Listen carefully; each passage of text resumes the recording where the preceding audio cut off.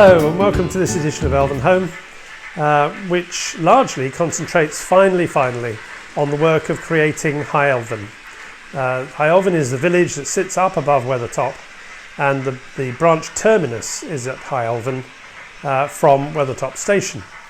I'll go back in just a moment and show you the work that was done to create the baseboard, or the base on which it sits. Nothing very spectacular. And also talk you through the final track plan and show you some of the buildings that I'm already beginning to think about creating. There is a running session also of the two castles that you can hear chuffing away behind me, and also a special section of something that's been given to me by one of my subscribers, which is a real work of art and which will be a tremendous addition to the railway, but you'll see that a bit later on. So let's get on with the work of building High Elven. You'll recall in the last video that I wondered whether I had enough wood to create the base layer for High Elven, and indeed, as you can see, I have. The layer is made out of two pieces of 6mm MDF. I'm quite happy using the MDF in here. As you know, this is a room inside the flat, so moisture is not a problem, nor extremes of temperature. It is pretty well braced underneath, or as much as it needs to be. I'll put a picture up here which shows you the underside of the board. It will eventually be screwed down along the top edge, if I run my finger through there, and down the sides. The holes are drilled and countersunk to go into the battens that sit on the backboard, which itself I think is 5mm MDF. And there is a foot, if I move, and you'll see that from the picture, which has probably just now gone off. I'm grateful to Murray Hall, who pointed out some potential feet to use for this. Nice, actually a very cheap option. They're cabinet feet for kitchen cabinets. And he pointed out Fittings & Co, or Fittings Co. And indeed, for the princely sum of about £1.50 or £2, I got 4 of those feet, so I've got 3 spare should I need them. The one on the corner there is enough because it's braced very well on the other 2 sides, and this gives me the base layer onto which High Elven will be built. So by the magic of photography, let's get the track plan in. Right, so the track plan is now sitting on the layout. There isn't a change to the one that you saw in the last episode, because originally I had a left-hand point here going off to the engine shed, and then this whole area was a bit further down. What that gave me was that these 2 lines came right up to pretty much the edge of this board, and that would make it very difficult to get a road or anything else round. And I realised that I could still have the same length of sidings and the goods shed by taking out the point that was here going to the left and moving it to a right-hand point going up the top there. So as it comes off here, to the engine shed is now off from the entrance to the station. So now I've been able to start seriously thinking about where things go, and we can start populating parts of the layout.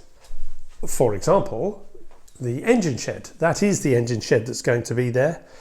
I have on order the Metcalf goods shed, but I bought one, which is the red brick one, but they also do one based on the Settle and Carlisle line, which is the same sort of paper, brick style, as for the engine shed. So a red brick goods shed up there really wouldn't work, and in fact I think the newer one is much better. So I'm waiting for that to arrive, and then I will build that so that can go into position. The next thing for me to think about is the platform, which I will again pop onto the layout. So the platform is in position. You can't really see it very well there. So what I'll do is I'll remove the engine shed and then move a bit closer so you can see the platform a bit more while I talk through my plans for building the station building and an accompanying feature. So talk to you again in just a moment.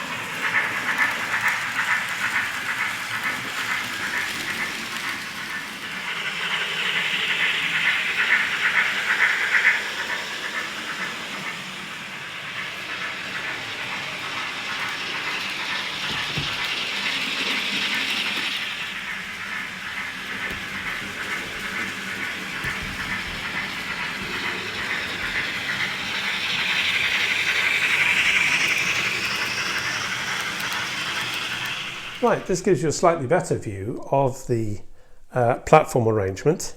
As you may recall from my last video, this station is now only served by a tank engine and an auto coach.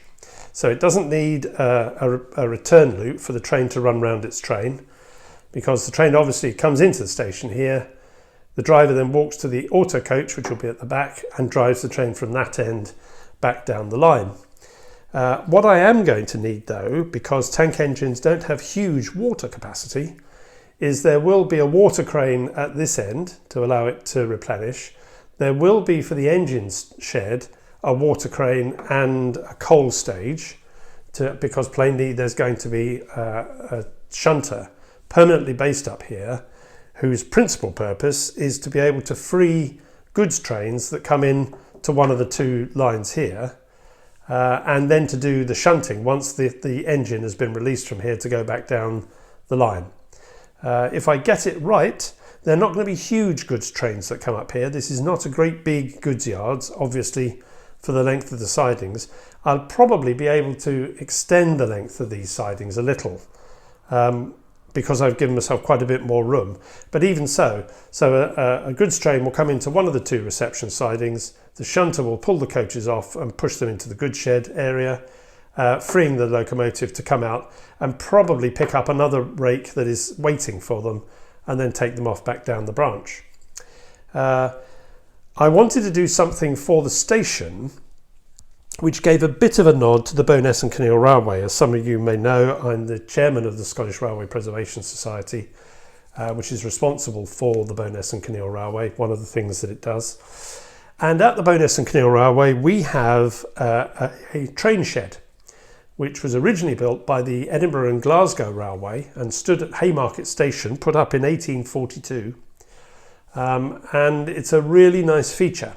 So I want to add a train shed to High Elven. It's not uncommon having train sheds at terminus stations. Those of you who've ever had the pleasure, which I haven't yet, but I have been up to Wick, of travelling up the far north line up to Wick in the far north of Scotland, will know that it runs into a train shed.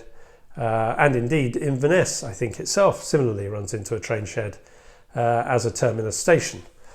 So, as you can see, the cutout there is where the building will be, or half the building, because I'm going to scratch build the station using the same dark grey papers as I've got here. There isn't anything that really works for me in the Metcalfe kits. And I haven't yet fully designed the station, so you won't see that, but I do know that the building here will run a little way back and come around to the sides here. There'll be some stairs obviously up to be able to get into and come straight onto the platform. And over here will sit the train shed, so that the whole of the auto coach will be under the train shed. This will be open because that's where the locomotive is going to be. And if anyone has ever been under the train shed at Bowness when a locomotive has not pulled up outside of the train shed will know, it's a pretty smoky experience having a steam engine sat in a train shed. Unless you're in something the size of Paddington or King's Cross, it's a very, very smoky experience. So the locomotive will always come and pull up pretty much here, because it's always, I think, going to be taking on water after coming up the branch, so it has enough water to get itself back down to the other end of the line. And one of the things I will be doing at Weathertop is fitting a water crane at the end of the branch platform, again to allow the engine to take on water when it needs to, having made its journey down. So that completes what's going to be happening here. This area here is completely, can you see? No, you can't. Let me go pull you down to there. This area here at the moment is completely unplanned, and I'm going to leave it like that for a little while I concentrate on doing the main part of the track plan. That completes talking about the track plan and the station. The only other thing that I need to talk about now is my plans for automation of the points. One of the things that really worried me was how much space I had between underneath each of these points and the track below. I don't need to worry. The track below has plenty of space, and in fact, if I get a piece of wood that I've used as a batten, this is one of the battens which it sits on at the back, which is bracing it on the other two sides. A Pico point motor barely just about comes to the bottom of this piece of wood. So I'm going to have plenty of clearance. There's loads of clearance between the track and the wiring that will be underneath. So that's quite good. That partly emboldened me to put this point here because it does sit above the track, but I'm not going to have any problems being able to get the point motor in where I need to have it. The other thing that I'm going to do is take my first steps into DCC automation of the points.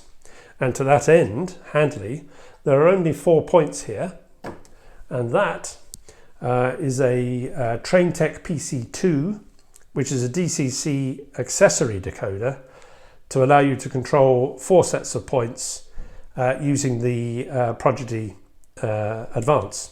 So essentially what will happen is each point will be wired into one of the 4 terminals here. It's very clever. When you set it to learn, so it can learn the addresses, you type in the first address that you want it to learn. This is the quick way of doing it.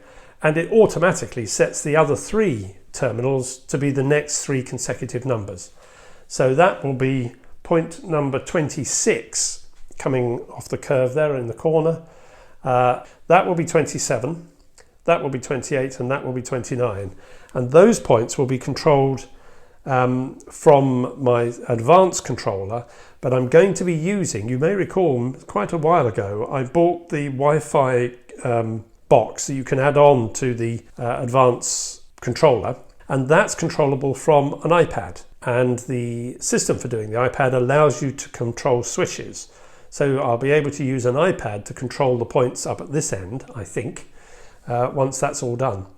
I'm waiting on another set of the chop blocks that have the pins, because although the baseboard is not intended to come off, it can come off if I need to. The way that I'll be wiring things up will enable me to separate the chop blocks and allow me to take the top off completely if I need to do that. That's everything on the High Elven, which has been quite a bit. So the next thing I want to move to is to something which one of my subscribers has very kindly sent me, and which will be a real feature on the layout, but I'll need to reposition things before I talk about that. A few videos ago, in response to some really helpful comments from David Auger concerning the coal stage, he'd visited Didcot, and as some of you may know, this is a copy of a coal stage that sits at Didcot, although I think the incline comes up from the other side there. But he'd noted that the bottom below the coal drop was also an ash pit, and I'd not made any provision in my motive power depot for the removal of ash, and there would be a huge amount of ash with the size of the motive power depot and the number of locomotives I have. And locomotives have to drop their fire somewhere and also have the smoke box cleaned out, and for that ash and clinker to be removed. I didn't want one of the big ash towers. And after the last video, Chris Inge got in touch with me to say that he'd built an ash pit based on the design that Graham Fulston had built for his layout Lakeside. But he's an N-gauge modeler, and if it would be any help to me, he can't use it on his layout. He would be pleased to donate it to Elvenhome, which was incredibly generous, and I'm really grateful. And indeed, he has sent it to me, and that's what you can see in front. If I bring it closer to the camera and refocus, you can see it's a lovely, really is a lovely piece of work with the ramp, where they'll barrow the ash away.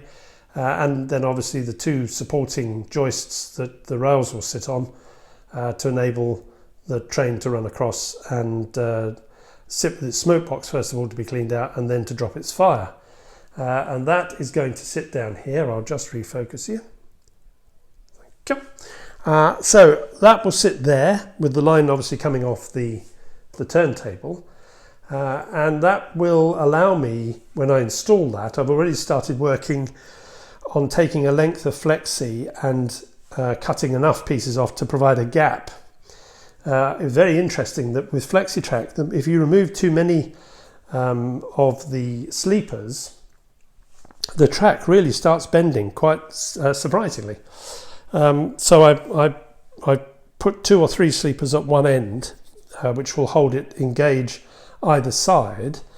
And when I come to stick it down on here, I will have a way, which I will show you, because I'm probably going to do this in the next few days, but not in time for this video, of making sure that I hold the rails in gauge whilst they affix here. And I'll want to use a quite powerful adhesive to do that, because they seem to have a desire to spring apart. So we won't, we don't want trains going over the ash pit and coming off because the line has gone out of gauge.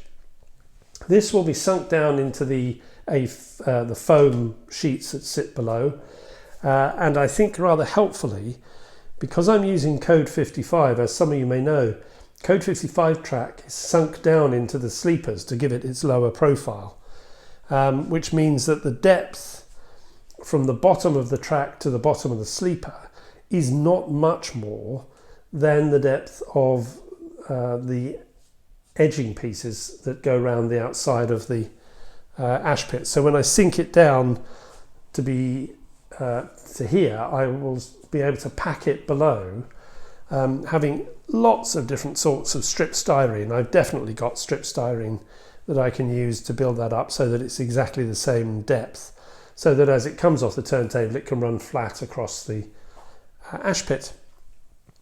I think that's pretty much all I've got for you at this edition. If you've enjoyed the video, well, please do give it the thumbs up. That's really helpful. If you haven't subscribed, please do subscribe and hit the notification button so you know when I'm uploading. Thank you to everyone that has subscribed and to all my new recent subscribers over the last few weeks. We're pushing on up to 1,800 subscribers now, which is an extraordinary number, and I'm really grateful to each and every one of you for subscribing and for watching these videos. It is really nice to know, in a time when we have to be socially distant, that we don't have to be digitally distant, and that through the medium of YouTube we're able, really as a collective, to start building this layout, because there are many things sitting on this layout that have come from people's comments. And as I always say, if you've got comments, really do feel free to let me have them. I'm always pleased to respond to them. They always make me think, and people's comments in response to the last video have done just that. So if you've got any comments, please do. I really enjoy responding to them. But until I speak to you again in about a fortnight's time, keep yourself at home, keep yourself safe, and I'll look forward to speaking to you in the next edition of Elvenhome. But until then, that's bye-bye from me. Bye-bye.